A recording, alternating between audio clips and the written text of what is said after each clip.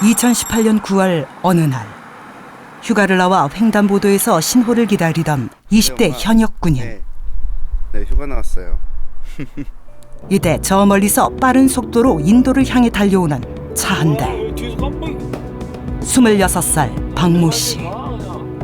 혈중 알코올 농도 면허 취소 수준인 만취 상태.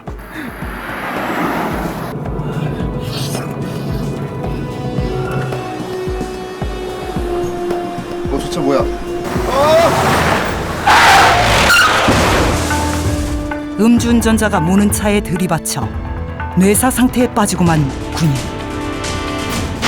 그리고 생사를 넘나들다 사투를 벌이던 군인은 결국 사망에 이르게 된다. 이처럼 안타까운 희생자를 만드는 것은 바로 교통법규를 지키지 않는 잘못된 운전 습관.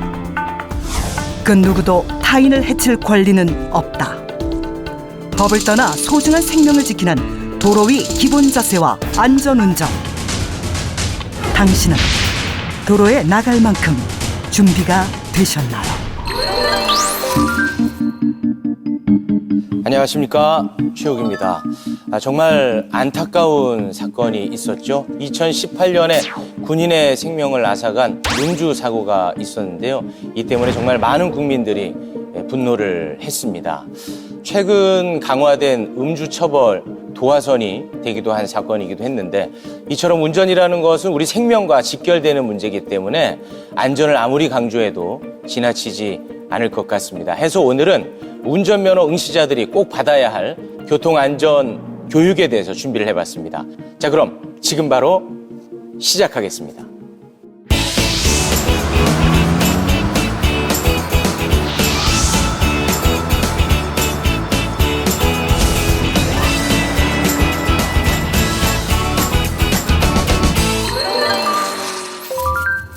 네, 처음 운전할 때는 연애할 때처럼 설레기도 하지만 매너와 배려가 필요합니다.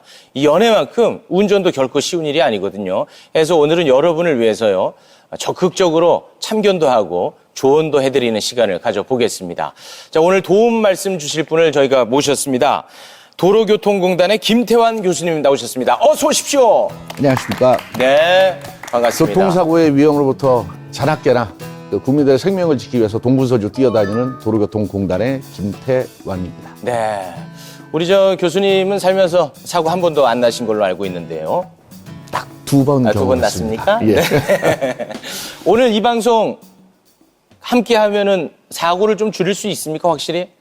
모든 교통사고를 예방할 수는 없지만요, 우리가 최대한 사고와 멀어질 수 있는 방법을 알아보는 시간이라고 생각하시면 좋을 것 같습니다. 좋습니다. 자, 그리고 운전을 할 때는 어떤 교통 법규나 이런 것들도 잘 지킬 필요가 있습니다. 이런 쪽으로 또 전문가 한 분을 저희가 모셨습니다. 보기만 해도, 복장만 봐도 뭔가 좀 위축이 되는데요. 경찰분이 나와주셨네요. 교통경찰 이정은 순경님입니다. 어서 오십시오. 안녕하세요. 도로 위에서 누구보다 먼저 위험을 파악하고 교통 안전을 책임지는 이정은 순경입니다. 자, 오늘 어떤 이야기 함께 나눠볼까요?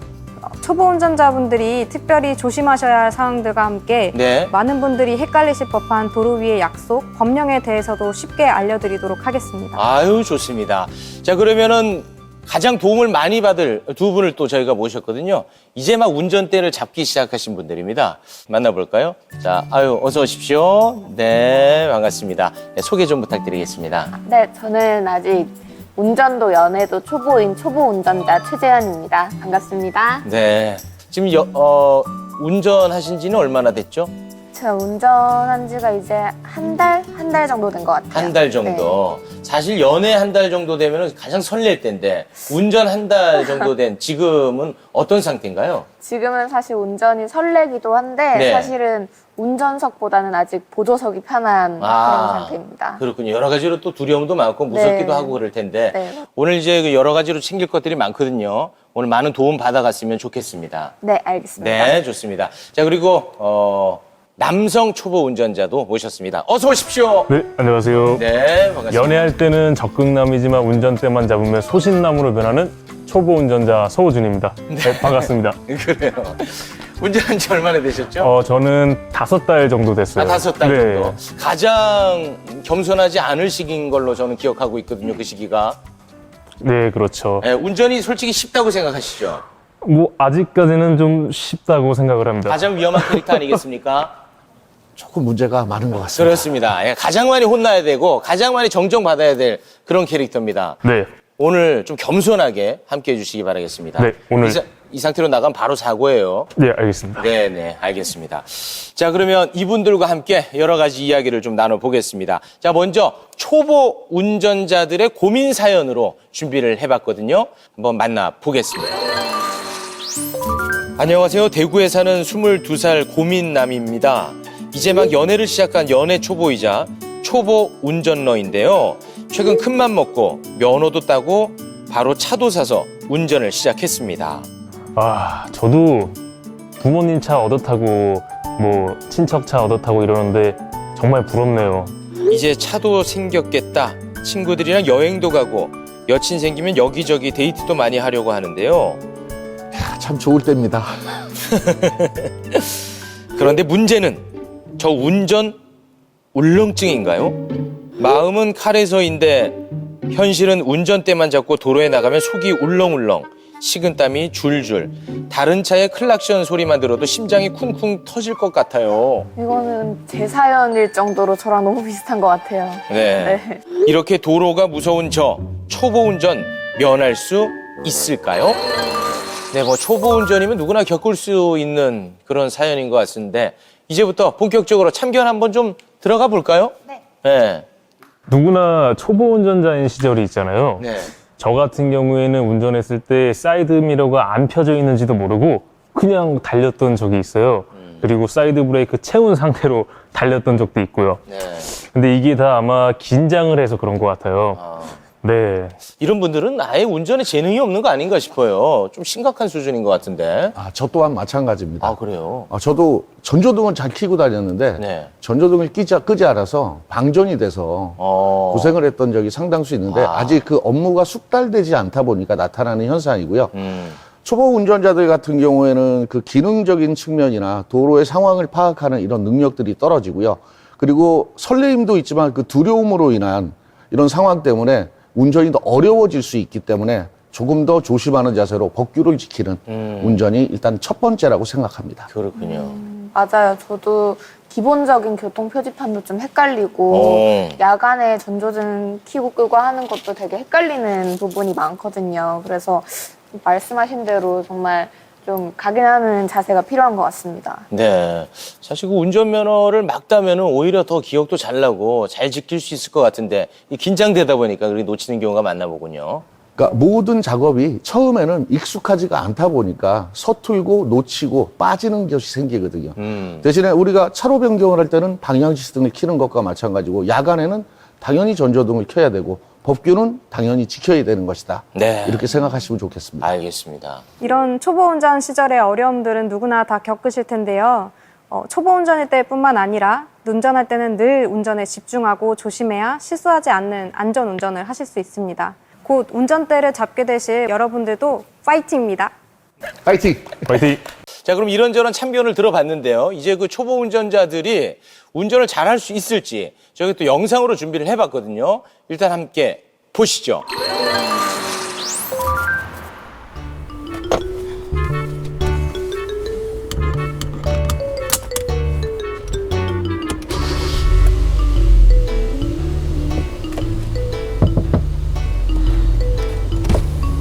누나. 요즘 피곤해 보이는데 내가 특별히 모셔다 드릴게. 아이고, 네가 언제부터 내 생각을 그렇게 했냐? 응? 아주 운전이 하고 싶어서 몸이 근질근질하지? 누나, 나도 운전해보자. 면허 딴 지 얼마 안 됐는데 실전에서 써먹어 줘야지. 실전은 연습처럼, 연습은 실전처럼. 야, 너 진짜 운전해도 괜찮아? 이거 영 불안한데? 누나, 나만 믿어. 네, 처음에 면허 따면은 운전을 너무 하고 싶거든요. 그렇죠. 네. 너 근데 네가 운전하려면 초보 패치 딱 붙여야 되는 거 아니야? 싫어. 그리고 나 도로주행 만점, 기능시험 만점인 사람이야. 경험은 없지만 전문가니까 걱정 붙들어 매서요.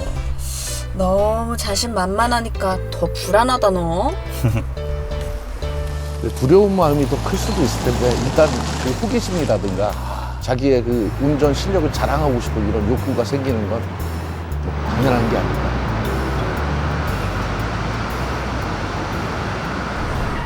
나 이거 차가 오래돼서 그런가? 왜 이렇게 안 나가는 거 같지? 야, 주차 브레이크를 잠긴 채로 운전하면 차가 앞으로 가냐? 아, 이게 정말 운전의 기본도 모르네. 아, 영 불안한데. 아우, 나의 실수. 기름값이 상당히 많이 나올 것 같은데요. 아, 저거 실수했네. 아, 날씨 좋다. 아, 근데 너 네가 좋아한다던 여자 있잖아. 그 이름이 뭐더라? 예지라고? 아, 맞다, 예지. 어떻게? 걔랑은 잘 돼가? 그 예지도 나 좋아하는 거 같고 주말에 만나서 고백해 보려고? 얼씨구, 혼자 착각하는 거 아니야? 너 차이고 와가지고 집에 오는 길에 울지나 마라. 누나, 걱정을 하지 마.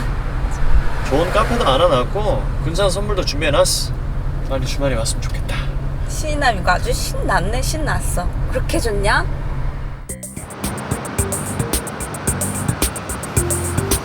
차간 거리가 너무 좁은데. 아, 차근 거리가 좁아. 어우, 저건 아니죠. 저도 저런 실수도 몇 번 했었거든요. 아, 안 좋은 건 야. 다 하셨네. 차로 변경하는데 깜빡이도 안 켜면 어떡해? 뒤에 차가 있었어? 뭐? 너 룸미러랑 사이드 미러는 보면서 운전하니? 영 불안한데. 너 기본적으로 지켜야 할 도로교통법에 대해서 다 알고 있기는 해? 아까 시험 만점 맞았는데? 알면 뭐하니? 배운 대로 실천을 안 하시는데, 응? 야, 연애든 운전이든, 응? 상대방한테 관심을 갖고 알고 싶어하는 이 마음, 그 마음이 중요해. 다 아는 만큼 보이는 거라고. 근데 너 지금 매너는커녕 기본 에티켓도 하나도 안 지키면서 너 혼자 운전하는 것처럼 운전하고 있잖아. 가족이 저렇게 맞는 말 해도 기분은 안 좋더라고요. 초보 때는. 어허, 연애나 운전이나 비슷한 게 되게 많네. 걱정 마, 나 한 매너 한다고.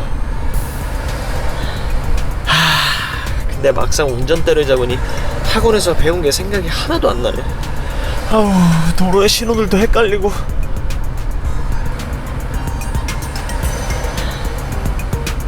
아니, 이 차는 뭐야? 누가 초보 아니랄까봐 어허, 저 양보하다 안 하다가 저 꼭 사고 나거든요. 절대로 양보 안 해준다. 야, 너 뭐 하는 거야? 왜 이렇게 위험하게 운전해? 그리고 너도 초보면서 누굴 위협해 지금? 아니, 깜빡이도 켜줬는데 양보 좀 해주지. 너 완전 비매너네. 아니, 도로 위에서 저렇게 운전하는 저 차가 잘못한 거지. 그리고 나도 아까 다른 차한테 혼났잖아. 왜 누나 나한테만 그래? 야, 됐고. 너는 운전 실력이 문제가 아니라 기본이 안 됐다, 기본이. 이런 식으로 운전할 거면 여자친구랑도 끝이야, 끝. 아니거든요. 예진이 이해해 줄 거거든요. 야, 됐고. 당장 비켜. 내가 운전할 거니까. 한 번만 봐주면 안 돼? 마지막엔 저런 결말로 이어질 줄 알았습니다. 초보 운전자가 하지 말아야 될 것들을 다 갖추고 있는 아주 나쁜 사례가 아니었나 그런 생각이 드네요. 의도성이 있었다기보다는 네. 아직 운전이 서툴러서 네. 주변의 상황들을 잘 파악하지 못해서라고 보는 게 맞을 수도 있을 것 근데 같습니다. 성격도 그렇게 좋아 보이진 않더라고요. 네. 운전할 때 긴장감을 갖고 있는 건 좋지만 너무 조급함만 가지고 계셨던 것 같아요. 그리고 이제 제가 봤을 때 그 사이드 브레이크가 이게 채워진 상태로 가는 게 굉장히 좀 불안해 보이던데 그거는 단속 대상이 아닙니까?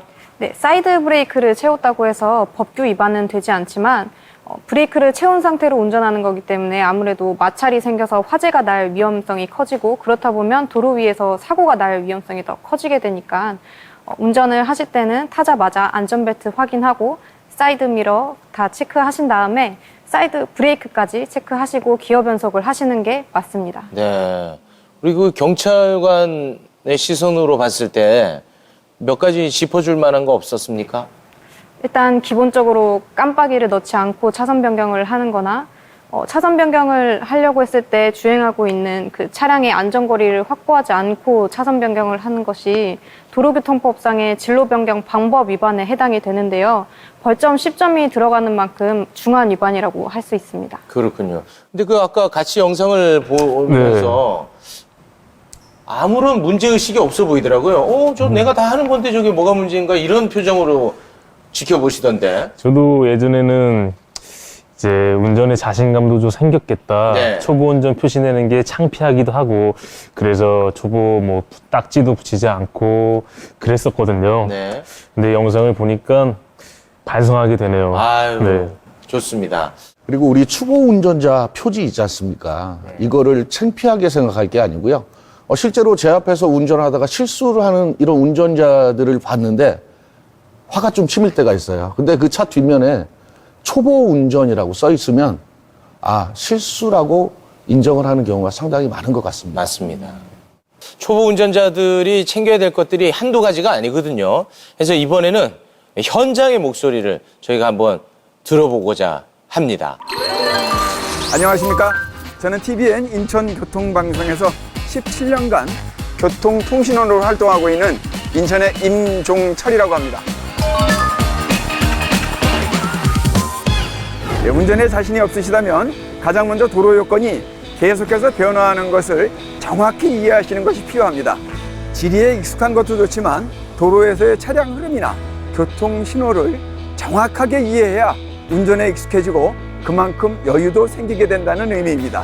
운전하시기 전에 교통표지판, 신호기, 노면표시 등 교통안전시설이 나타내는 의미를 제대로 숙지하시고 안전운전하시기 바랍니다. 고맙습니다.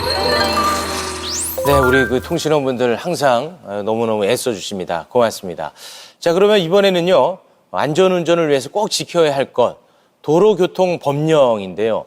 과연 도로교통법령은 무엇이며, 그리고 최근에 어떤 것들이 바뀌었는지 저희가 또 영상으로 준비를 해봤습니다. 함께 보시죠. 도로교통법령이란 모든 운전자 및 보행자들이 기본적으로 지켜야 할 약속으로 교통의 전반적인 내용을 규정하고 있다.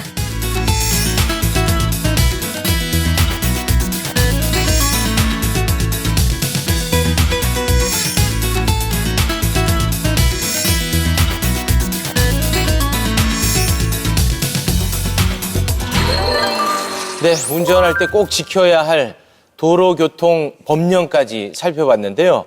어떻습니까? 보시니까.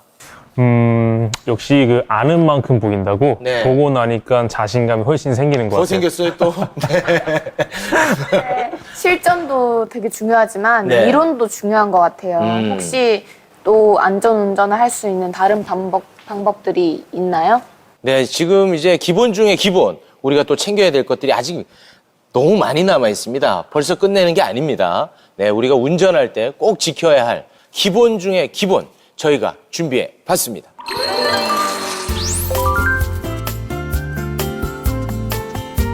먼저 승차하기 전 운전자는 차량 주변에 위험 요소가 없는지를 확인한 뒤 타이어의 공기압과 마모 상태를 점검합니다.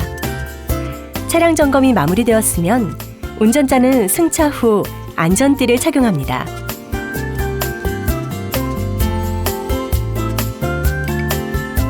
혹시 다른 사람의 차량을 운전하게 될 경우 자신에 맞게 운전석, 등받이, 룸밀러 등을 조절하고 시동을 걸은 뒤 계기판을 확인합니다. 연료 및 브레이크, 냉각수, 배터리 등 경고등이 표시되어 있지 않은지 확인합니다. 엔진오일이 없을 경우 엔진이 과열되어 차량을 손상시키기 때문에 즉시 정비센터를 방문하여 점검 및 보충을 완료합니다. 차량에 이상이 없을 경우 운전자는 목적지를 설정하고 정해진 도로를 이용해 주행합니다. 비보호 좌회전은 반드시 차량 신호가 녹색 등화일 때 가능합니다. 그리고 신호가 녹색일지라도 맞은편 도로에서 주행하는 차량이 있을 경우 운전자는 안전 확인을 충분히 한 후 좌회전해야 합니다.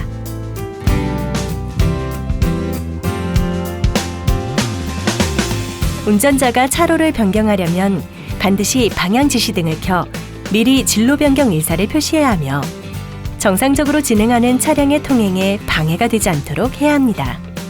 일반적으로 앞지르기는 흰색 점선이 있는 곳에서 가능하며 반드시 차로의 좌측으로만 해야 합니다. 비가 오거나 눈이 내려 노면이 젖어 있거나 얼어 있는 경우 운전자는 평소보다 속도를 줄여 차량을 운행하고 또한 전방 확인이 어려울 수 있으므로 앞지르기는 자제하도록 합니다.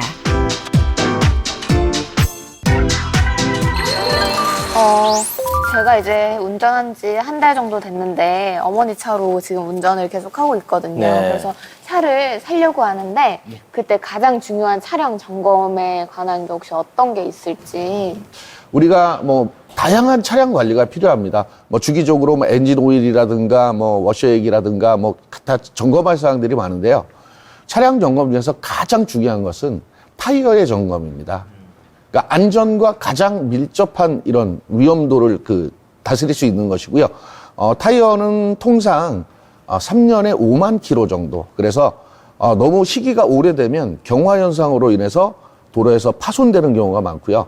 마모도가 심해서 빗길이라든가 도로면 상태가 안 좋을 경우에는 수막 현상으로 인한 대형 교통사고의 위험이 작용하기 때문에 다른 점검도 기본적으로 해주셔야 되지만 첫 번째는 타이어 점검이다라고 말씀을 드리고 싶습니다. 네, 알겠습니다. 궁금한 게 있는데요. 그 차로 변경할 때 차로 변경이 아예 원천적으로 금지되어 있는 곳이 따로 있는 건지 궁금하네요.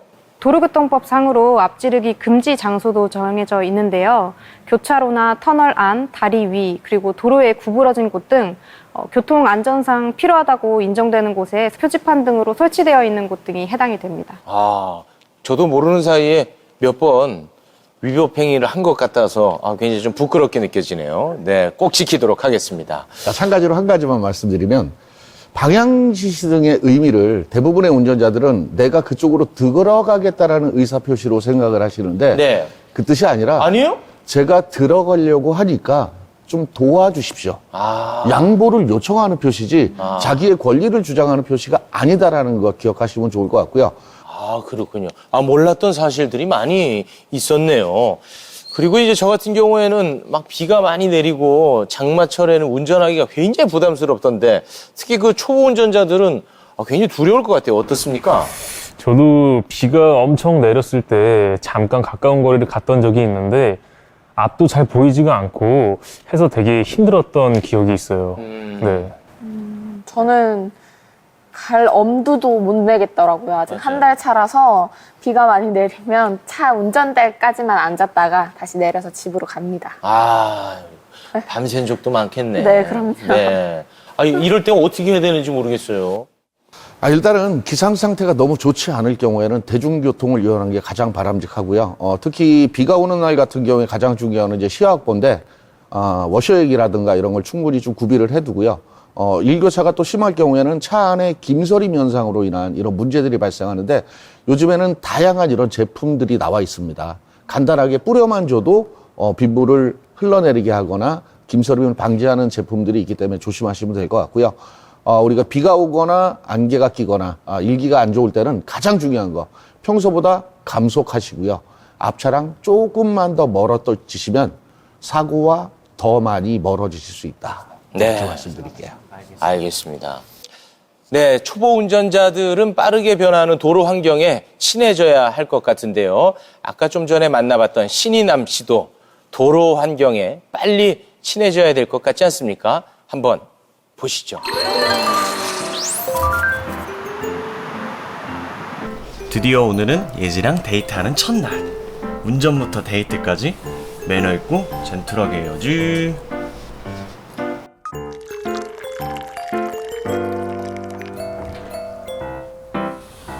아버지 저 갑니다. 아들, 너 어디 가는데 때 빼고 강대했냐? 저 데이트 갑니다. 데이트? 아니 여자친구도 생겼어? 당연하죠. 자식 아빠 닮은 걸 감사히 생각해라. 그럼요, 알죠. 아니 어디로 가? 저 홍대요. 그래? 나도 그쪽으로 갈 일이 있는데 오늘은 아들한테 운전을 좀 맡겨볼까? 네 실력 좀 보자. 절 믿어주신 아버지 사랑해요. 굉장히 관대한 아버지시네요. 웬만하면 저렇게 안 시키는데. 야 아들, 이 초보 운전일수록 이 속도를 생각하지 말고 안전운전이 우선이다. 네, 걱정 마세요, 아빠. 이번에는 가정 불화가 없었으면 좋겠네요. 아, 벨트. 아유. 까먹을 게 따로 있지. 차에 타면은 안전벨트 매는 건 기본 아니니? 아, 맞다. 제가 운전대만 잡으면 긴장이 돼서. 시작부터 실수. 이걸 왜 까먹었지? 아주 불안한데요. 이 세상 사는 게 다 기본 예절이랑 배려만 잘하면 잘 풀리게 돼 있어.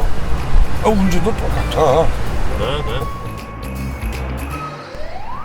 아빠도 누나랑 똑같은 말씀하시네. 예지 기다리는데 빨리 가야겠다.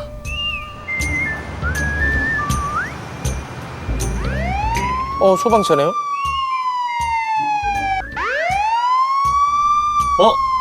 응급차네. 비켜야지. 미안하지만 나도 급하다고. 이 녀석이 정말 아무리 급해도 소방차보다 네가 더 급하냐?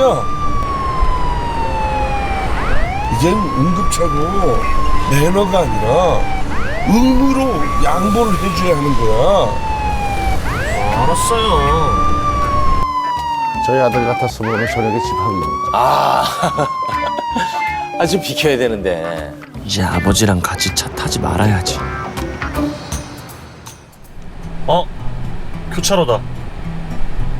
도로 시향 볼 때도 교차로는 좀 어려웠는데. 교차로에서도 별다른 건 없겠지. 이제 서서히 서야겠죠? 황색 신호인데. 멈춰야 되나? 가야 되나? 딜레마에 빠지고 있습니다. 속도 때문에 서야 정상이 되나? 어렵고. 서야죠. 아이씨, 모르겠다. 큰일 날 뻔했네. 아버지 간 떨어질 뻔했습니다. 아들, 너 아직 운전자의 기본 예절도 안 돼 있구나. 너 도로 주행 연습 다시 해라. 너 내려서 버스 타고 가. 차를 합시다. 또 뺏겼네요. 좀 뺏겨야 돼. 안 돼.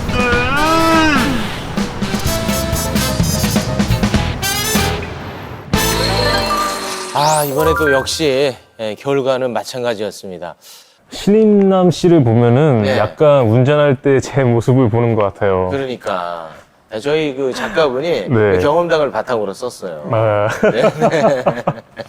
반성이 초보 이렇게 운전자도 운전을 할 때는 이 어느 정도의 당황스럽긴 하지만 자신감을 갖고 하는 게 중요한데 이 자신감이 자만감으로 변경되는 순간 사고의 위험은 늘어날 수밖에 없습니다. 그래서 기본적인 법규를 지키는 운전, 기본적인 안전띠부터가 일단 시작이라고 말씀을 드려야 될 것 같습니다. 운전도 사람과 사람이 하는 거잖아요. 그러니까 항상 기본을 잘 지키는 게 중요한 것 같습니다. 네. 신이남 씨는 이제 기본 중에 기본 안전벨트를 안 메고 나가더라고요. 근데 저거 당연히 단속 대상이죠? 그럼요. 법이 개정되면서 전좌석 안전벨트를 착용하지 않게 되면 범칙금도 꽤 셉니다. 네. 이제는요, 그 드라마에서도 아무리 긴박한 상황에서도 안전벨트를 꼭 하고 갑니다. 그만큼 이제 중요하다는 거 아니겠습니까? 안전벨트, 이 기본입니다. 잊어서는 안 될 것 같네요. 그런데 이 좌석 안전띠를 꼭 모든 좌석에서 매야 되나요? 근데 잠깐 가까운 거리 갈 때는 좀 불편하기도 하고 네. 귀찮기도 하니까 그냥 안 메고 잠깐 갈 수도 있다고 저는 생각을 살짝 해보는데 본인도 안 된다는 거 알고 있잖아요. 피할 소리를 하시네요. 가끔 이제 불편하다고 이걸 착용하지 않는 경우가 있는데 안전벨트가 얼마나 우리 안전에 중요한 역할을 하는지 영상으로 준비해 봤습니다. 우리나라는 2018년부터 자동차 전좌석에서 안전띠 착용이 의무화되었습니다. 안전띠 미착용 시 운전자에겐 범칙금 3만 원이 부과되며 동승자가 매지 않아도 3만 원의 과태료가 운전자에게 부과됩니다. 그리고 동승자가 13세 미만 어린이라면 과태료는 2배인 6만 원이 부과됩니다. 또한 6세 미만의 유아가 동승할 시 차량에 보호장구를 장착하고 안전띠를 착용해야 합니다. 이를 위반 시 과태료 6만 원이 부과됩니다. 네, 보시니까 본인이 얼마나 잘못된 생각 갖고 있는지 알겠죠? 이게 법으로도 이렇게 좌석 안전띠 착용을 중요시한다는 거를 미처 몰랐어요. 네. 네. 문제가 아주 많은 친구입니다. 혼나야 됩니다. 네네네. 이제부터 차에 타면 누구든 무조건 안전벨트 착용 꼭 지켜주세요. 네네. 네. 사실 요즘은 거의 이제 습관화돼 있기 때문에 이런 케이스는 많지는 않습니다. 네, 경찰 쪽에서는 너무 걱정 안 하셔도 괜찮을 것 같습니다. 네, 이번에는 도로교통법에서 개정된 내용 중에 이제 그 주요하게 다루고 있는 부분이 있더라고요. 바로 긴급 자동차 길터주기인데 여기에 대해서도 어느 정도 인식은 하고 있는데 어떻게 비켜줘야 되는지 그 자세한 방법을 알고 있는 경우는 흔치 않은 것 같습니다. 오늘 이 자리에서 좀 자세하게 알려주시면 좋을 것 같네요. 네. 근데 제가 알고 있는 긴급 자동차가 소방차, 경찰차 이런 건데 혹시 이게 맞나요? 네, 그 긴급 자동차는 본래의 긴급한 용도로 사용되고 있는 자동차를 말하는데요. 우리가 기본적으로 알고 있는 소방차, 구급차 외에도 혈액 공급 차량이나 뭐 범죄 수사에 사용되고 있는 차량들이 이에 해당됩니다.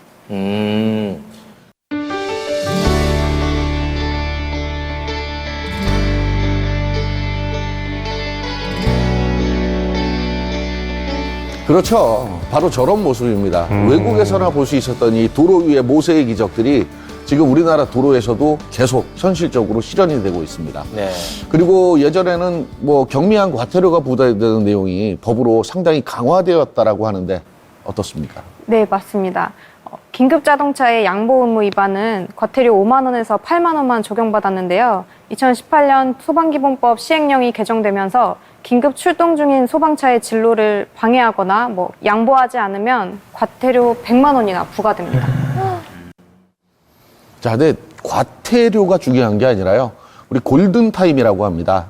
화재가 발생했거나 아니면 심정지 환자가 발생했을 때 3분에서 5분 이내에 도착했을 경우에 소생률이 엄청나게 높아진다라고 하죠.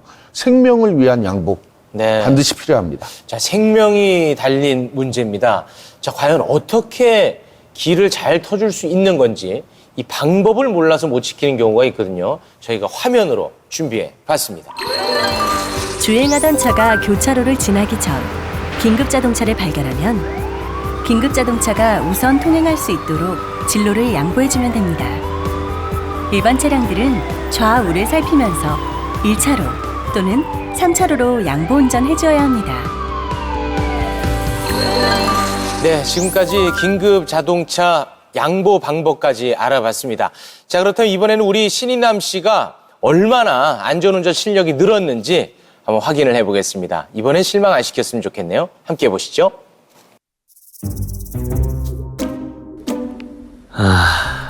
그동안 누나, 아빠 두 번의 운전은 실패했지만 이번엔 실패하지 않겠다.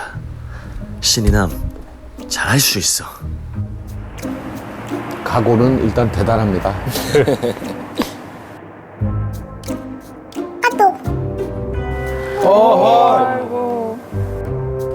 조금만 기다려 예지야. 금방 갑니다요. 각오한 지 3초 만에 저런 남자는 만나면 안 됩니다. 그럼요. 목숨을 위협하는. 네. 예지야, 오래 기다렸지? 얼른 타. 아니야, 나 별로 안 기다렸어. 우리 어디 갈까? 맛있는 거 먹자. 그래. 우리 여자친구도 안전띠를 맸나요? 맸네요. 맸어요. 나마 위험하게 운전하면서 핸드폰을 하면 어떡해. 우리 가기로 한 식당 좀 찾아보려고. 내가 찾을게. 아니야 괜찮아. 대충 길 아니까 그냥 가자. 처음 가는 데인데 길 알아? 대충 알아. 괜찮아. 초보 운전 때는 아는 길도 헤매기 쉬운데 잘 모르는 길을 알아보지도 않고 가네요. 아, 앞차 속 터져. 속도 좀 내고 싶은데. 제일 문제입니다. 제가 볼 때. 빨리 좀 가라고. 아우, 도로에서는 막 달려줘야지. 그냥 앞지르기 하고 싶은데 바로 하면 되겠지?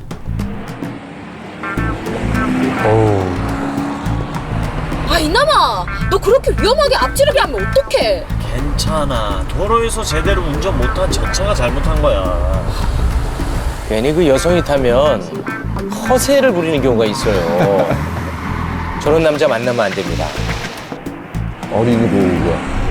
또 줄여야 되는데. 이남아, 여기 어린이 보호구역인데 속도 좀 줄여. 아, 이 시간에 애들이 있겠어.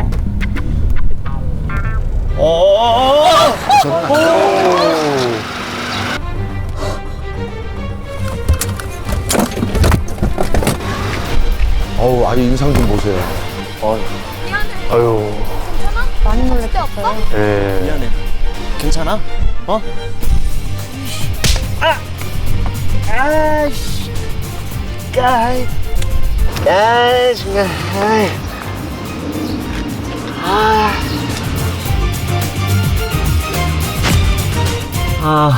망했다. 저 신인남 씨가 좀 나아졌을까 해서 봤는데 더 심해졌네요. 굉장히 그 위험한 모습이 많았습니다. 의외로 이 도로에서 안전운전을 하지 않고 좀 난폭하고 이기적인 운전을 하시는 분들이 많은 것 같아요. 네. 왜 그럴까요? 자, 그 이유 중에 하나는 일단 차에 탑승을 하면 다른 사람들이 나를 볼 수 없다라는 익명성이 보장이 된다라는 겁니다. 그러니까 얼굴이 밖으로 노출됐을 경우에는 법을 잘 지키고 예절 바른 사람처럼 행동하지만 운전자가 운전대만 잡으면 과속을 하고 신호를 위반하는 어린이 보호구에서도 속도를 지키지 않고 아이들의 안전을 확인해야 되는데 가장 많은 분들이 어린이 보호구에서 속도를 지키지 않는 이유가 뭐냐? 아이들이 없다라는 겁니다. 아이들은 항상 보이지 않는 곳에 존재하기 때문에 그런 위험까지도 예측을 하고 항상 법규를 지키는 이 제한속도 준수가 무엇보다 중요합니다. 평소에는 참 점잖고 기준적이시다가도 운전대만 잡으면 난폭해지시고 욕하시고 맞습니다. 그러신 분들 있잖아요. 네. 혹시 그러시는 건 아니죠? 이분 평소도 약간 좀 그런 편이에요. 저는 그렇지 않습니다. 네. 지금은 점점 발전해 가고 있군요. 예. 네. 아직 차에 타지 않아서 저렇게 얘기하는 거고요. 운전대를 잡으면 또 어떻게 될지는 확인을 해봐야겠죠. 네네. 근데 이런 난폭하고 이기적인 운전을 했을 때 운전자가 얻을 수 있는 게 있나요? 아니죠. 급제동, 급출발 등을 하지 않고 친환경 운전을 했을 때 난폭 운전을 할 때보다 평균 1km당 47원의 비용이 절감된다고 알려져 있는데요. 이렇게 도로 위의 흉기라고 불리는 난폭 운전이나 보복 운전은 무고한 시민의 생명을 위협하기 때문에 또 막대한 사회적 손실을 초래한다는 점에서 반드시 없어져야 합니다. 네, 오늘 이 교통 안전 교육을 받으시는 분들은 절대 난폭 운전, 보복 운전은 하지 않으시리라 믿겠습니다. 네. 근데 아까 영상을 보면은 신이남이 습관적으로 운전 중에 핸드폰을 하잖아요. 네. 저도 가끔 운전할 때 핸드폰을 보는데, 그래도 잠깐 하는 거는 괜찮지 않을까요? 자, 사고는 한순간이라는 얘기가 있습니다. 특히 과거에는 그 휴대전화를 사용할 때 그 사고의 위험이 많이 지적이 됐는데 휴대전화의 경우에는 주로 귀를 사용하는 이런 그 용도로 사용됐지만 대부분은 지금 톡이나 메시지나 눈으로 확인해야 되는 이런 상황이다 보니까 전방 시야를 확인할 수 없어서 사고로 이어지게 되는 엄청난 위험인데도 불구하고 여러 번 사용해봤지만 여태까지 사고가 안 나서 그게 위험인지를 모르는 운전자 결국엔 사고 날 때까지 하게 돼 있는 거죠. 네. 운전하다가 앞에 차가 뭔가 좀 주저주저하는 모습을 보면요 이렇게 가다가 지켜보면 꼭 휴대전화 만지고 있어요. 맞습니다. 휴대전화도 마찬가지고 아까 말씀드렸던 내비게이션의 조작이라든가 기기 조작은 반드시 신호 대기 중이나 차량을 정차시킨 상태에서 하시는 것이 정답입니다. 이건 너무 위험한 건데 너무들 모르시는 것 같네요. 꼭 지키시기 바랍니다. 교통사고 절반 이상의 원인이 안전운전 불이행이에요. 잠시 한눈을 파는 것도 운전 중에는 정말 위험한 일이라고요. 운전 중 휴대전화 사용, 그리고 DMB 시청이나 내비게이션 조작은 법으로 금지되어서 처벌받을 수 있습니다. 네. 그 실제로 그 휴대전화 조작으로 단속되는 경우도 있습니까? 정말 많습니다. 아. 사람들이 이걸 중한 위반이라고 생각을 못 하시는데요. 신호 위반과 마찬가지로 승용차의 경우 범칙금 6만 원에 벌점 15점까지 받을 수 있는 사항입니다. 네, 더 강력히 단속해 주시기 바랍니다. 네. 네. 네, 우리 그 초보 운전자 두 분이 나와 계신데 오늘 뭐 여러 가지 잘 들으셨죠? 네. 운전 중에 절대 휴대전화 하시면 안 됩니다. 네, 알겠습니다. 말씀하겠습니다. 네, 좋습니다. 네, 운전자로서 또 주의해야 할 것이 어떤 게 있을까요? 네, 운전하시는 분들은 보통 차와 사고를 이렇게 가장 조심하셔야 된다고 생각하는데요. 보행자 보호가 가장 중요합니다. 그렇죠. 차도는 뭐 자동차만 다니는 길이 아니라 보행자와 자전거, 그러니까 교통 약자와 교통 강자가 만날 수 있는 곳이기 때문에 특히 연세가 많은 어르신들의 경우에는 무단횡단의 경우도 발생하기 때문에 교통 약자에 대한 배려가 무엇보다 중요합니다. 네. 네, 운전할 때 모든 보행자나 자동차 등을 조심해야겠지만 그 중에서도 뭐 노약자, 어린이 이런 교통 약자에 대한 배려가 더욱더 절실하게 요구되는 거 아니겠습니까? 그런 생각들을 좀 하십니까? 네. 저도 한 가지 일이 있었는데 갑자기 운전을 할 때 어린 아이가 갑자기 튀어나온. 맞아요. 네. 근데 다행히 아이는 안 다쳤지만 저도 너무 놀래고 아이도 너무 놀래고 그 뒤로 약간 트라우마 같이 운전하는 게 더 무서워지더라고요. 저도 스쿨존 같은 데 지나갈 때는 평소 운전할 때보다 긴장을 몇 배를 더 해서 운전을 하는 것 같아요. 네. 그 어린이들은 언제 어느 때 나타날지 모르거든요. 그래서 더욱더 주의를 해야 될 것 같습니다. 해서 어린이 등 교통 약자를 위해서 현장에서 애쓰시는 분들의 목소리를 직접 저희가 담아봤습니다. 안녕하세요. 도로교통공단 교통안전교육 지도사 지명아입니다. 어린이와 같은 교통 약자들은 도로 위 상황 판단이 어렵고 위험 상황에 대처하는 데 시간이 더 많이 걸립니다. 그렇기 때문에 교통 약자들의 통행이 많은 곳은 특별히 보호구역으로 지정하여 자동차의 속도를 시속 30km로 제한하고 있습니다. 물론 어린이 보호구역도 규정속도 30km를 꼭 지켜서 천천히 운행하셔야 합니다. 특히 어린이 보호구역의 불법 주정차, 버스 승강장과 상습 정체 구간의 불법 주정차, 화물차의 불법 주정차와 밤샘 주차는 교통사고의 원인이 되는 행위입니다. 반드시 지정된 차고지에 주차하셔야 합니다. 또 모든 운전자는 도로를 주행하시다 보면 어린이 통학 차량을 보실 수 있을 텐데요. 어린이 통학 차량의 노란색 등화는 어린이의 승하차를 위해 정차하겠다는 의미이고 빨간색 등화는 어린이들의 승하차 중임을 나타내는 의미입니다. 특히 모든 운전자는 어린이를 태우고 있다는 표시를 한 상태로 도로를 통행하는 어린이 통학버스를 앞지르게 하지 못한다는 점 기억하시고 교통약자를 위한 안전운전 꼭 지켜주시기 바랍니다. 우리는 누구나 교통약자가 될 수 있습니다.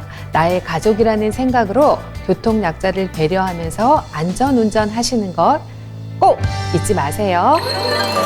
보행자, 교통약자에 대한 배려 두 분 꼭 기억을 해두시기 바랍니다. 네, 명심하겠습니다. 자, 그리고 안전운전하면은 빼놓을 수 없는 게 또 음주운전에 대한 이야기인데요. 음주운전이 위험하다는 거는 누구나 다 아는데 아직도 술을 마시고 운전하는 사람들이 존재하죠? 네, 맞아요. 저도 음주 단속 자주 나가지만 네. 술 딱 한 잔만 먹었다고 봐달라는 분, 그리고 아예 만취 상태로 운전하시는 분들도 꽤 있어서 그런 모습을 볼 때마다 너무 가볍게 생각한다라는 모습에 좀 화가 나기도 하고 좀 착잡해요. 이게 근절이 안 되네요, 도대체가. 이 음주운전은 뭐 근절 자체도 문제지만 이 살인 미수와도 같은 이런 범죄 행위라는 것을 우리가 명심해야 될 것 같고요. 네. 그것이 처음에는 재미삼아 장난삼아 10,000원 아끼려고 하다가 나중에는 습관이나 중독으로 변해서 만취 상태가 되면 할 수밖에 없는 중독으로 변해버린다는 게 더욱더 위험한 행위라고 볼 수 있습니다. 이런 상황 때문에 정말 끔찍한 사고를 우리가 언론에서 목격하게 되는데 그 때문에 단속 기준이 굉장히 강화가 됐죠? 네, 맞습니다. 예전에는 면허 취소 기준이 혈중 알코올 농도 0.10%, 면허 정지 기준이 0.05%였는데요. 하지만 지금은 강화되어서 면허 취소 기준은 0.08% 그리고 면허 정지 기준이 0.03%로 강화되었습니다. 네. 그러니까 뭐 간단하게 얘기하면 한 잔만 마셔도 안 된다는 거 아니겠습니까? 그렇죠. 물론 개인에 따라 편차가 존재하겠지만 그런 얘기 하지 마. 그냥 안 된다고 그래주세요. 술 한 모금도 마셔서는 운전을 절대 하시면 안 됩니다. 그렇습니다. 한 방울도. 네. 네. 그리고 이제 전날 마시고 잠을 자고 일어나면 괜찮겠지 하는 생각도 절대 안 된다는 거죠. 네. 여러분 꼭 명심해 두시기 바랍니다.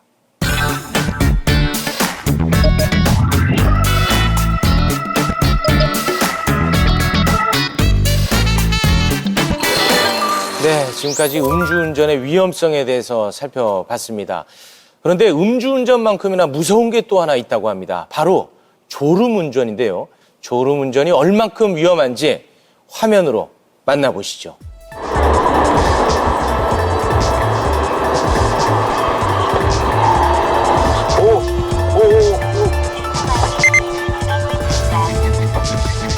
졸지 않고서는 그런 그 상황이 발생이 안 될 것 같아요.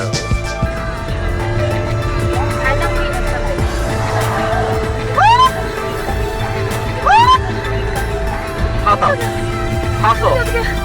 맞아, 큰 사고 났어. 트럭하고 하얀색 그 사고 발생차하고 그래서 버스하고 그 버스 뒤에 있던 차까지 해서 400km 걸렸어요. 그냥 브레이크도 안 밟고 그 상태에서 옆 차선으로 들어간 거기 때문에.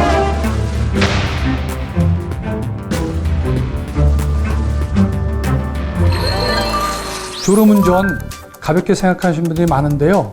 지난 10년간 고속도로 교통사고 발생 원인 1위가 바로 졸음운전입니다. 운전 중 졸게 되면 운전자의 판단력이 떨어지고 반응 속도가 현저히 느려지기 때문입니다. 한국도로공사 도로교통연구원 보고서에 의하면 만약 시속 100km 달리고 있다고 했을 때 1초만 졸아도 약 27m를 눈을 감고 운전하는 것과 같다는 연구 결과가 나왔습니다.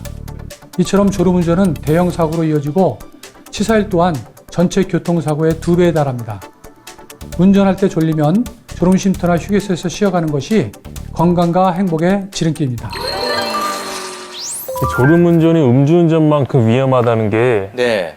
다시 한번 생각을 해보게 되는 것 같아요. 저도 얼마 전에 처음으로 장거리 운전을 한 적이 있었거든요. 네. 그때 너무 졸려가지고 팔도 꼬집고 허벅지 꼬집고 수단을 다 써봤는데도 눈꺼풀 계속 감기고 정말 힘들더라고요. 네. 운전 경력 치고는 안 좋은 걸 너무 많이 하셨네요. 네, 고칠 게 너무 많습니다. 네. 네, 운전자라면 꼭 한 번쯤 졸음운전을 할 수 있는 기회가 오잖아요. 갑자기 잠이 오거나 하니까. 그럴 때 잠을 깰 수 있도록 어떤 노력을 취해야 할 텐데 어떤 것들이 있을지 알려주시면. 쉽지 않을 것 같아요. 일단 졸음운전을 예방하는 가장 좋은 방법은 충분히 잠을 자는 것인데 운전을 하다 보면 졸리는 경우들이 발생하고요. 이 졸음운전이 가장 위험한 이유는 단속조차도 불가능하다라는 그렇죠. 겁니다. 맞아. 그래서 장거리 운전을 하시기 전에는 카페인이 들어있는 음료나 건과류 등이 들어있는 이런 음식들을 씹으면 아드레날린이 분비되면서 졸음운전을 예방할 수가 있고요. 특히 가장 위험할 때는 앞으로 거리가 많이 남았을 때가 아니라 5분만 더 가면 될 때예요. 그걸 참고 가다 보면 정말 깊은 잠으로 빠져들 수 있기 때문에 얼마만의 길이가 남았든 간에 졸리면 차를 세우시는 것이 정답입니다. 네, 맞아요. 졸음을 이길 생각하지 마시고 졸음 쉼터나 휴게소에서 잠시 휴식을 취한 뒤에 운전하시는 게 최선의 방법입니다. 음주운전만큼이나 위험한 졸음운전 절대 해서는 안 될 것 같네요. 네, 안전운전자가 되는 방법을 지금 살펴보고 있는데요. 참 쉬운 일만은 아닌 것 같습니다. 안전운전자가 되는 또 하나의 방법 중 하나가 위험 예측을 잘하는 거라고요. 네, 맞습니다. 위험 예측 방어 운전이라는 그 운전 방법이 있습니다. 자, 위험 예측이라는 것은 긍정적인 예측이 아니라 부정적인 예측을 하는 거죠. 네. 그러니까 보이는 위험은 위험이 아니고요. 보이지 않는 위험, 숨어있는 위험을 찾아서 거기에 미리 대처하는 안전한 운전 방법이 바로 위험 예측 방어 운전이고요. 운전자가 가장 실천해야 될 필수 조건이 이 방어 운전이라고 봅니다. 네, 위험 예측 능력 이걸 꼭 키울 필요가 있어 보이는데요. 어떤 방법이 있을지 화면으로 만나보겠습니다.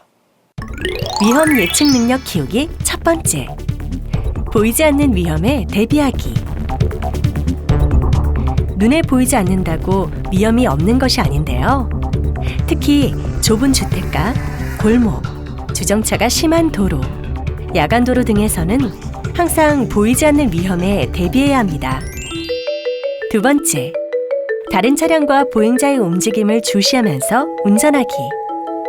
운전자와 보행자 모두가 우리의 기대처럼 교통법규를 지키는 것은 아니므로 항상 다른 자동차나 보행자의 움직임을 주시하며 운전해야 합니다.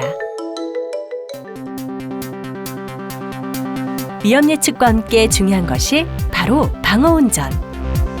방어운전 방법 어렵지 않습니다. 방어운전을 위해서는 먼저 안전한 공간을 확보하고 차로 변경도 여유 있게 하시는 게 좋은데요. 급제동을 해야 할 상황을 만들지 않고 앞차가 급제동하더라도 추돌하지 않도록 안전거리를 충분히 유지해야 합니다. 남을 배려하는 것도 있지만 나를 위해서도 양보운전이 중요합니다. 신호등이 없는 교차로를 통과할 때는 교차로 통행 방법에 맞게 우선권을 가진 차량에게 통행을 양보하고 방향 지시등을 켜고 진로 변경을 시도하는 차량이 있을 때는 속도를 줄이고 공간을 만들어주세요. 뒷차가 접근해 올 때는 가볍게 브레이크를 밟아 주의를 시키고 뒷차가 앞지르기를 시도하는 경우에는 감속하여 앞지르기 하려는 차량에게 양보하는 자세도 필요합니다. 또한 교통 상황 확인이 어려울 땐 속도를 줄이고 늘 여유로운 마음과 넓은 시야를 갖고 운전하시는 게 좋습니다. 서로 배려하고 양보하는 마음을 가질 때 비로소 안전한 교통 문화가 만들어집니다.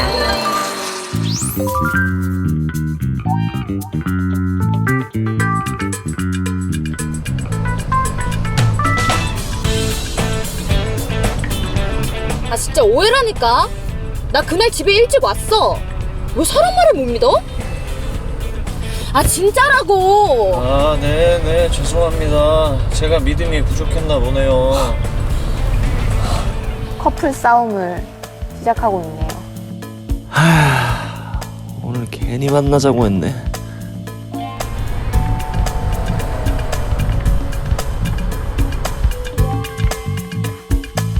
너 진짜 이렇게 유치하게 나올래? 가. 뭐가 유치한데? 그렇게 기분 나쁘게밖에 말 못해? 서로 오해가 생길 수. 어? 진짜 화내야 될 사람. 앞에 사람. 오. 어휴. 부딪혔어. 결국. 아이고. 운전을. 괜찮으세요? 죄송합니다, 진짜. 어떻게 해야 되지? 신고부터 해야 되나? 아니, 병원부터 옮겨야 되나? 뒤에 차 배송하시 위험한 것 같은데요? 어떻게 하지, 진짜? 뭐부터 해야 돼? 뭐부터 해야 돼?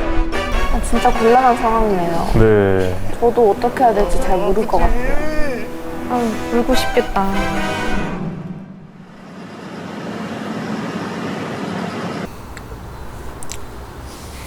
그나마 피해자도 그렇고 크게 다친 사람 없어서 다행이다. 그러게. 얘 이제 많이 놀랬지. 나도 교통사고는 처음이라 많이 당황스러웠는데 네가 잘 대처해줘서 너무 고마웠어. 아니야. 너도 많이 놀랐을 텐데. 앞으로 운전할 땐 진짜 운전에만 집중해야겠다. 나 운전 조심히 할게. 그리고 너한테도 많이 조심히 할게. 나 오늘 되게 느낀 게 많아. 연애도 마냥 즐거울 순 없는 건데 서로 오해나 갈등을 어떻게 대처하는지가 되게 중요한 것 같아. 뭐 연애뿐만 아니라 운전도 그렇고. 오늘 사고 났는데 당황하지 않고 잘 대처하는 네 모습 보고 많이 배웠어. 아니야. 우리 앞으로도 혹시 싸우게 되면 서로 자존심 부리지 말고 빨리 풀자. 그래야지. 고마워. 나도. 다행이네요. 해피엔딩으로 끝나는 걸로. 네. 초보 운전자 신이남 씨가 결국은 사고를 쳤는데 그래도 마지막에 뭔가 반성하고 변화된 모습을 보이는 것 같아서 안심은 조금은 되네요. 네. 연애도 사고도 잘 수습된 것 같아서 네. 다행인 것 같아요. 근데 진짜 사고는 누구나 겪을 수 있는 일이잖아요. 어쨌든 사람과 사람 간의 일이라서 언제 사고가 발생할지 모르고 그것도 대처하는 게 되게 중요한데 그게 참 쉽지가 않은 것 같아서 어떻게 하는 게 좋을까요? 일단은 가장 중요한 게 당황하면 안 됩니다. 자, 일단 차를 세우는 것이 가장 중요하고요. 네. 그 다음은 다친 사람이 있는지 없는지를 확인을 해야 됩니다. 네. 부상자를 바르게 조치하지 않음으로 인해서 피해가 악화될 경우도 있기 때문에 부상자 구호 조치가 가장 중요한 이런 의무라고 보여집니다. 네. 고속도로나 자동차 전용도로 같은 경우는 차량이 속도가 굉장히 빠르기 때문에 그 자리에서 보험 차량을 기다린다든지 하기보다는 추가적인 사고가 발생하지 않도록 도로의 우측 가장자리나 안전한 장소로 일단 차량을 움직여야 합니다. 그리고는 자동차 고장 차량임을 표시하는 표지판을 세워서 뒤에 차량들이 알 수 있게 설치해야 합니다. 네. 고속도로 위에서 잘잘못을 따지는 경우가 있는데 그거 굉장히 위험한 행동이군요. 그렇죠. 그 다음에는 어떻게 경찰에 신고를 해야 되나요? 네, 사고를 낸 운전자는 가장 가까운 경찰 관서에 신고를 통해서 경찰 공무원이 명하는 부상자 구호나 교통안전상 필요한 사항을 잘 지켜야 합니다. 네, 교통사고가 났을 때 침착하게 오늘 배우신 거를 잘 되뇌어서 대처하시기 바라겠습니다. 교통사고도 우리가 피해야겠습니다만 차량 화재 사고도 요즘 많이 일어나는 것 같더라고요. 이 부분에 대해서도 저희가 한번 좀 다뤄보겠습니다. 현장에서 화재를 진압하는 분들의 목소리를 직접 담아봤습니다. 함께 하시죠. 네, 안녕하십니까. 저는 과천 소방서 119 구조대에 근무하는 구조대장 소방경 정세환입니다. 차량 내 화재 사고가 발생하면 더 큰 사고나 피해를 막을 수 있도록 대처 요령을 잘 숙지해 두시면 좋겠는데요. 화재 발생 시 먼저 에어컨이나 히터를 끄고 갓길 등 안전한 곳으로 이동을 해 엔진을 꺼야 합니다. 이후 119에 신고하시고 주변 차량에 유의하면서 안전삼각대를 설치하셔야 합니다. 소화기로 화재를 진압할 때는 바람을 등지고 사용하셔야 하는데요. 만약 LPG 차량의 경우에는 LPG 스위치를 끄고 LPG 탱크의 모든 밸브를 잠궈야 합니다. 본넷 밖으로 불길이 보이는 경우 본넷을 열지 말고 대피해야 하는데요. 단 초동 진압에 실패했다면 최대한 멀리 대피하는 게 좋습니다. 모든 사고는 대응도 중요하지만 예방이 더 필수인데요. 평소 차량 화재를 예방하기 위해서는 정기적으로 본넷을 열고 차량 냉각수 및 각종 오일 누수, 전기 배선 피복 이상을 점검하고 트렁크나 좌석의 휴대용 라이터와 같은 발화성 물질을 차량에 남겨두지 않는 것이 좋습니다. 네, 차량 화재 사고를 대비해서 소화기 하나 정도는 비치를 해둬야 될 것 같네요. 우리 교수님, 혹시 차량 화재 사고와 관련해서 덧붙일 말씀 없으십니까? 주행 중인 차량에 화재가 발생하는 경우도 있지만 교통사고로 인해서 차량에 화재가 발생할 경우에는 사람이 빠져나오지 못해서 사망하는 케이스들이 발생하고 있습니다. 그래서 만약에 사고가 나서 문이 열리지 않을 때는 우리 대부분의 차량에 목바지에 그 철심 있죠? 네. 그 철심을 이용해서 유리창의 모서리 부분을 가격을 하시면 쉽게 유리창을 깨고 탈출하실 수가 있기 때문에 그거를 꼭 숙지해 놓으시면 도움이 되지 않을까 생각됩니다. 네. 우리의 생명과 직결되는 정보니까요. 꼭 기억을 해두시기 바라겠습니다. 자, 이번에는 좀 편안한 마음으로 여러분께 정보를 하나 드리도록 하겠습니다.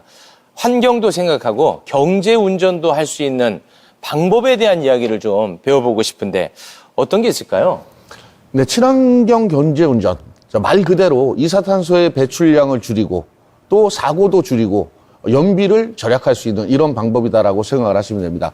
자, 급출발이라든가 급제동 이런 기본적인 연료 소비가 되는 운전을 삼가하는 것에서 시작하고요. 네. 일단은 그렇게 함으로 인해서 교통사고까지 예방할 수 있는 가장 적극적인 안전운전과 경제운전을 동시에 할 수 있는 그런 운전 방법이다라고 말씀드립니다. 연료뿐만이 아니라 사고까지 감소할 수 있는 안전운전인 거네요. 그렇죠. 친환경 경제운전을 위해서는 불필요한 트렁크에 짐을 좀 비우시고요. 급출발, 급제동, 급가속, 급자가 들어가는 걸 빼셔야 됩니다. 또한 공회전도 삼가하시는 게 좋고요. 차량이 신호에 정차할 때는 중립으로 해두시면 도움이 된다라는 거죠. 네, 맞습니다. 역시 운전의 베테랑다우세요. 네.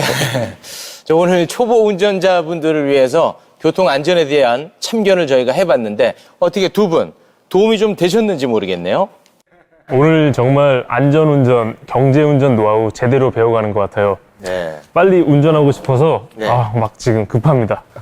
급한 마음 가지면 안 됩니다. 저도 네. 오늘 수업 잘 들어서 오늘 집에 갈 때 제가 운전해서 갈 수 있을 것만 같은 그런 자신감이 듭니다. 갑자기 걱정이 생겼습니다. 지금 급하대요. 급자를 빼라고 금방 전에 말씀드렸는데 항상 말씀드리지만 머릿속에 있는 지식은 지식이 아니고요. 그것을 우리가 운전해서 행할 때 실천해야지만 그것이 안전운전이 이루어질 수 있다. 마지막으로 말씀드립니다. 네, 알겠습니다.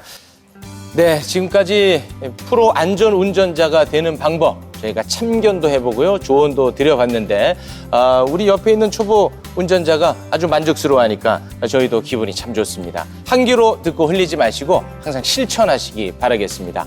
함께해 주신 여러분 대단히 고맙습니다. 감사합니다.